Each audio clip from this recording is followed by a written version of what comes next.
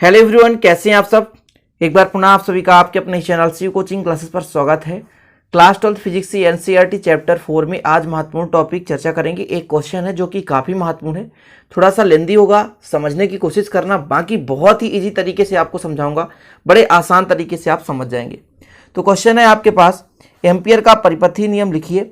Ampere का परिपथीय नियम लिखिए एवं इसकी सहायता से धारावाही परिनालिका के अंदर चुंबकीय क्षेत्र हेतु व्यंजक व्युत्पन्न कीजिए। ये क्वेश्चन सिंपल तरीके से पूछा जाएगा, ठीक है। तो पहले आपको एम्पियर का परिपथीय नियम लिखना है, ठीक है ना। क्या लिखना है? एम्पियर का परिपथीय नियम। पूरा सिस्टमेटिक आपको समझाऊंगा, चिंता करने की जरूरत नहीं है। तो क्या है एम्पियर का परिपथीय नियम? किसी बंद वक्र के लिए चुंबकीय क्षेत्र बी का रेखीय समाकलन बंद वक्र द्वारा घेरे गए क्षेत्रफल में उपस्थित कुल धारा I का μ0 गुना होता है। सबसे पहले एम्पियर का परिपथीय नियम जो यहाँ पर है वो बंद वक्र के लिए है, और बंद वक्र में जो भी चुंबकीय क्षेत्र है B, उसका रेखीय समाकलन करेंगे। वो किसके बराबर होगा? तो जितना भी क्षेत्रफल घिरा हुआ है उसमें जितना धारा प्रवाहित हो रहा है उसके μ0 गुना होता है। क्लियर? ये फार्मूला है। इस फार्मूले की सहायता से स्टूडेंट आप लोग क्या कर सकते हैं, एम्पियर का परिपथीय नियम दे सकते हैं कि किसी बंद वक्र, देखिए ये आपका रेखीय समाकलन, ये कोष्टक दिख रहा है, मतलब एक प्रकार का गोला दिख रहा है, मतलब बंद वक्र है। किसी भी बंद वक्र के लिए बी ए क्या है? चुंबकीय क्षेत्र। चुंबकीय क्षेत्र का ये रेखीय समाकलन है, समाकलन का चिन्ह लगा हुआ है, तो रेखीय समाकलन बंद वक्र में घिरे गए क्षेत्रफल में उपस्थित कुल धारा का μ0 गुना होता है। कुल धारा I का μ0 गुना होता है, ठीक है ना। किसी बंद वक्र के लिए चुंबकीय क्षेत्र बी का रेखीय समाकलन बंद वक्र द्वारा घेरे गए कुल क्षेत्रफल में उपस्थित कुल धारा I का μ0 गुना होता है। कंप्लीट स्टूडेंट, इतना समझ में आ गया होगा। आशा करता हूं कि इतना तो बन ही जाएगा आपसे। अब अपन को करना है गणितीय व्याख्या। गणितीय व्याख्या के लिए आपको थोड़ा डायग्राम समझना है पहले। ये आपको यहाँ पे डायग्राम मैंने बना के है ना शो कर दिया है, और इसी डायग्राम को आपको एग्जाम में भी बनाना है। मैं मान के चलता हूँ एक आपके पास परिनालिका है, एक्स बाई एक क्या है? परिनालिका है। इसकी त्रिज्या स्मॉल ए है, त्रिज्या स्मॉल ए है, मतलब ये जो आपका कुछ ना कुछ तो मोटाई का बना होगा परिनालिका, तो इसकी त्रिज्या भी होगी, तो त्रिज्या ए है। और मैं मान के चलता हूँ प्रति एकांक लंबाई में फेरों की संख्या स्मॉल एन है, तथा इसमें प्रवाहित होने वाली धारा आई है। इतना मैं मान के चलता हूँ। और फिर हम एक क्या करेंगे कि एक बंद परिपथ ए बी सी डी की कल्पना करेंगे। तो सबसे पहले आपको कितना लिखना है स्टूडेंट कि माना x बाई एक परिनालिका है, माना x बाई एक परिनालिका है जिसकी त्रिज्या स्मॉल है, मतलब यहाँ से यहाँ तक की जो त्रिज्या है वो कितनी है? स्मॉल ए है। त्रिज्या कितनी? स्मॉल ए है। प्रति एकांक लंबाई में फेरों की संख्या n है, ठीक है, तथा माना मान के चलते हैं इस पर प्रवाहित धारा I है। कंप्लीट, इतना समझ में आ गया होगा। तो ये आपको माना लिखना जो कि यहाँ पर दिया हुआ है कि माना x बाई एक परिनालिका है, इसकी त्रिज्या स्मॉल ए है, तथा प्रति एकांक लंबाई पर फेरों की संख्या स्मॉल n है। माना मान के चलते हैं कि परिनालिका में I धारा प्रवाहित हो रही है, ठीक है। फिर आपको ये डायग्राम बना लेना है, यही सिस्टमेटिक ढंग से, ठीक है। डायग्राम के बाद आपको एक बंद परिपथ की कल्पना करनी है कि जैसे ए वी सी डी एक बंद परिपथ की कल्पना करते हैं, जिसमें ए बी और सी डी जो भुजाएं हैं देख सकते हैं ये परिनालिका की लंबाई के समानांतर है। और जब परिनालिका की लंबाई के समानांतर तो कोण कितना डिग्री बनेगा? 0 डिग्री। इतना आपको पता होना चाहिए। लेकिन स्टूडेंट यदि मैं कह देता AD जो भुजा है और जो CB भुजा है वो लंबवत है, मतलब कितना डिग्री बनेगा? 90 डिग्री। ये आपको पता होना चाहिए क्योंकि आगे चलकर अभी लगाना है, इसलिए पता होना चाहिए। तो मैं यदि कहूँ AB और CD ये परिनालिका के समानांतर है, मतलब कोण कितना डिग्री? 0 डिग्री बनेगा। और यदि मैं कह दूं AD क्या? AD और CB ये परिनालिका के लंबवत है, तो कोण कितना बनेगा? तो बनेगा स्टूडेंट, कोण जो बनेगा वो 90 डिग्री बनेगा। जो लंबवत है तो 90 डिग्री बनाता है, जो समानांतर है तो 0 डिग्री बनाता है।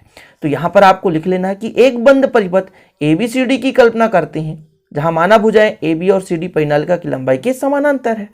तब बंद परिपथ में एम्पियर के परिपथीय नियम से, एम्पियर का परिपथीय नियम क्या कहलाता है कि जितना भी क्षेत्र है बंद वक्र का, उसमें जो चुंबकीय क्षेत्र है उसका रेखीय समाकलन उसमें प्रवाहित कुल धारा का धारा के समानुपाती होता है। ये चीज क्लियर है। अब ये जो बंद परिपथ है तो कितने बंद परिपथ है? देखिए एक A से B है, ठीक है, इसको बांट रहा हूं मैं B इंटू DL। फिर दूसरा है B से C है, ठीक है, फिर C से D है, ठीक है स्टूडेंट। फिर आपका है कहां से कहां तक, डी से ए तक, मतलब 4 भागों में बटा हुआ है। क्यों, यहां पर आप देख सकते हैं ना, बंद परिपथ आपके पास ए बी सी डी है, इसको हमने कितने भागों में बांट दिया, तो 4 भागों में बांट दिया, क्योंकि 4 भुजाएं हैं इसमें और 4 भुजाओं से घिरकर एक बंद वक्र बना रहा है। चलिए अब आगे करते हैं। सबसे पहले मैं इसको निकालूंगा, फिर इसको और इसको मैं समीकरण 1 दे देता हूं। फिर समीकरण 1 में अपन क्या कर देंगे, चारों का मान रख देंगे सिंपल तरीका से। ठीक है स्टूडेंट, तो थोड़ा सा पहले हम क्या कर रहे हैं, ए से बी निकाल रहे हैं। ठीक है, तो देखिएगा अब हम क्या कर रहे हैं, समाकलन ए से बी तक v इंटू डी एल। अब आप ही बताइए, ए बी जो है वो क्या समानांतर है या कि लंबवत है। यहां पर देखें, ए बी वो समानांतर है, समानांतर के साथ जो कोण बनेगा तो 0 डिग्री बनेगा। और ए डॉट बी का जो फार्मूला होता है A B cos theta, theta का मान 0 डिग्री। समाकलन कहां से कहां तक, ए से बी तक, इसको हमने तोड़ा है तो कितना आ जाएगा स्टूडेंट, ये आ जाएगा ए बी और बी डी एल हो जाएगा। कंप्लीट, इतना समझ में आ गया होगा। अब मैं कह दूं बी कांस्टेंट है, अब cos 0 का मान 1 होता है ना, ध्यान रखना, इसलिए यहां पर 1 हो गया। यहां पर यदि b बाहर ले लेता तो a से b तक dl, dl मतलब एक अल्प की लंबाई है, और ये जैसे समाकलन लग गया मतलब संपूर्ण के लिए हो जाएगा। तो dl चूंकि यहां पर मैं लिख देता हूं, ये bl कर दिया, और चूंकि यहां पर लिख देता हूं कि a v dl बराबर जो है भुजा ab की लंबाई है, भुजा ab की लंबाई, ये आपको लिख लेना है, भुजा AB की लंबाई, ये मैं कोष्टक में लिख दे रहा हूं। ठीक है, तो BL हो गया, कितना हो गया, BL हो गया। इसी प्रकार स्टूडेंट, इसी प्रकार मैं कह रहा हूं, अब कहां से करूंगा, इसी प्रकार B से C करूंगा। ठीक है ना, कहां से करूंगा, V से C करूंगा, तो V से C, V इंटू DL यहां पे, तो जब ये टूटेगा तो VDL हो जाएगा। कहां से कहां तक, B से C तक, लेकिन cos 90 होगा, cos 90। क्यों cos 90 होगा, यहां पर ध्यान ये देना है कि जो BC है वो परिनालिका के लंबवत है, मतलब 90 डिग्री कोण बना रहा है, और जब 90 डिग्री बना रहा है तो cos 0 का मान होता है cos 90 का मान होता है 0, तो टोटल वैल्यू आ जाएगा 0, टोटल वैल्यू आएगा 0, कोई दिक्कत ही नहीं है, समझ रहे ना, टोटल वैल्यू कितना आएगा, 0 आएगा। इसी प्रकार स्टूडेंट अब आपको एक निकालना है, 4 भुजाएं हैं ना, तो अब आपको निकालना है CD। ठीक है, अभी हमने AB निकाला, फिर BC निकाला, फिर CD निकालना है, फिर AD निकालना है।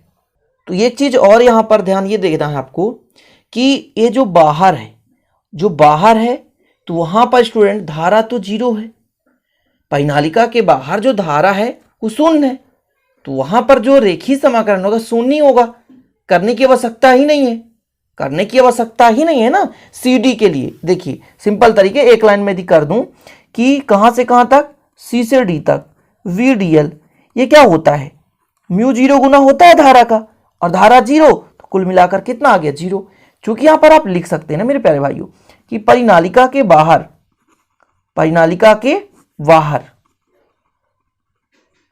के बाहर किसी बिंदु पर विद्युत धारा शून्य होता है, विद्युत धारा डायरेक्ट कर देते हैं, विद्युत धारा शून्य है, परिनालिका के बाहर विद्युत धारा शून्य है, और जब विद्युत धारा शून्य है तो रेखीय समाकलन भी शून्य होगा। कंप्लीट, इतना प्रोसेस तो समझ में आ गया होगा, बहुत इजी है। इसके बाद आपको भी एक और सिस्टम करना है, क्या, समाकलन D से A तक V इंटू DL, जब इसको तोड़ेंगे तो कितना हो जाएगा, B से A हो जाएगा, और सॉरी D से A हो जाएगा, VDL हो जाएगा, और cos कितना होगा, 90 डिग्री, cos 90 डिग्री का मान 0, तो कुल मिलाकर आ गया 0।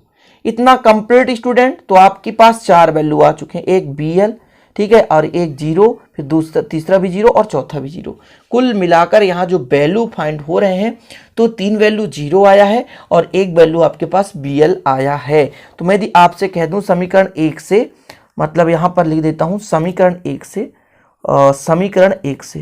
ठीक है ना, समीकरण 1 से, समीकरण 1 क्या कहता है, पूरा बंद वक्र का रेखीय समाकलन। ठीक है, तो पहले का वैल्यू आया BL, दूसरे का वैल्यू 0, तीसरे का वैल्यू 0 और चौथे का वैल्यू भी 0 आया है, कुल मिलाकर इसका मान आया है BL, रेखीय समाकलन B इंटू DL का। मतलब एक बंद वक्र हमने माना था, बंद परिपथ माना था, जिसका टोटल जो आपका रेखीय समाकलन है वो BL के बराबर है। ठीक है स्टूडेंट, इतना समझ में आ गया। चलिए इसको अपन समीकरण 2 दे देते हैं क्योंकि अभी आगे आवश्यकता पड़ेगा। अब एम्पियर के परिपथीय नियम से, ठीक है, एम्पियर के परिपथीय नियम से आपको पता है, एम्पियर का परिपथीय नियम कहता है कि एक आपके पास बंद वक्र है, उसका जो रेखीय समाकलन है वो म्यू जीरो गुना होता है किसके, जितना भी आपके पास बंद वक्र है, जैसे आयत है ABCD है ना, से घिरी कुल धारा, मतलब कुल धारा के म्यू जीरो गुना के बराबर होता है। अब एक आपके पास बंद परिपथ है और बंद परिपथ पर टोटल धारा कितना होगा जानते हैं, ये होता है स्टूडेंट, आपके पास जैसे म्यू जीरो है तो म्यू जीरो रहने दें, फेरों की संख्या कितनी है n, तो n के बराबर होगा, समझिएगा थोड़ा सा। टोटल लंबाई कितना है l, तो l के आधार पर होगा। और टोटल धारा, भाई धारा टोटल निकाल रहे हैं ना, जैसे एकांक लंबाई पे I धारा प्रवाहित हो रही है तो टोटल लंबाई l, तो l धारा प्रवाहित, तो l I धारा होगा, लेकिन n फेरों की संख्या तो n का भी गुणा करना पड़ेगा। ये कहां से आया, थोड़ा सा आपको परेशानी हो सकती है क्योंकि स्टूडेंट यहाँ पे आप I समझते हैं धारा, लेकिन L I और N कहां से आ गया, तो देखिए यदि एकांक लंबाई पर I धारा और टोटल लंबाई L है तो L I हो गया, लेकिन ये एक फेरों की संख्या पे है, लेकिन कई सारे फेरों की संख्या है, N फेरे की संख्या है, तो N का भी मल्टीप्लाई करना पड़ेगा। इतना हो गया कंप्लीट, इसको समीकरण हम 3 दे दिए। अब आपको लिखना है समीकरण किससे, तो समीकरण 2 व 3 से, समीकरण 2 व 3 से। देख लो भैया समीकरण 2 और 3 क्या कहता है, ये दोनों बराबर हैं, देखिए लेफ्ट हैंड साइड बराबर तो राइट हैंड साइड भी बराबर होंगी, तो कितना हो गया BL equal mu zero N LI हो गया। और यदि मैं कहूं तो L से L क्या हो गया, L से L कैंसिल, I कैंसिल नहीं है ना, I कैंसिल नहीं है, तो L से L कैंसिल, तो B बराबर आ गया म्यू जीरो N I। यही आपका आ गया एम्पियर के परिपथीय नियम से किसी भी धारावाहिक परिनालिका के अंदर किसी भी बिंदु पर चुंबकीय क्षेत्र की तीव्रता, ठीक है ना, चुंबकीय क्षेत्र की तीव्रता का व्यंजक है। बस आपको ये एक लाइन लिख देना है कि यही परिनालिका के अंदर देखिए कहीं भी थोड़ा लिखने में भी मिस्टेक हो तो आप लोग, क्योंकि वीडियो बनाते समय मुझे समझ में नहीं आ कहाँ पे गलती कर रहा हूँ, तो बोलता सही हूँ लेकिन लिखने में यदि शब्द मिस्टेक हो तो उस पर हमें माफ करिएगा और आप लोग सही कर लीजिएगा। बिंदु पर चुंबकीय क्षेत्र की तीव्रता, चुंबकीय क्षेत्र की तीव्रता के लिए व्यंजक है। जी हाँ, कंप्लीट हो चुका है ये फिजिक्स का आज का महत्वपूर्ण क्वेश्चन। तो आशा करता हूँ स्टूडेंट ये आपसे बन जाएगा, 1 से 2 बार जरूर प्रैक्टिस करिएगा तो बिल्कुल सिंपल है, बनेगा। यदि आप आसान समझे कि एक बार में बनेगा तो मुश्किल है मेरे भाइयों, इसलिए आप मेहनत थोड़ा करिएगा।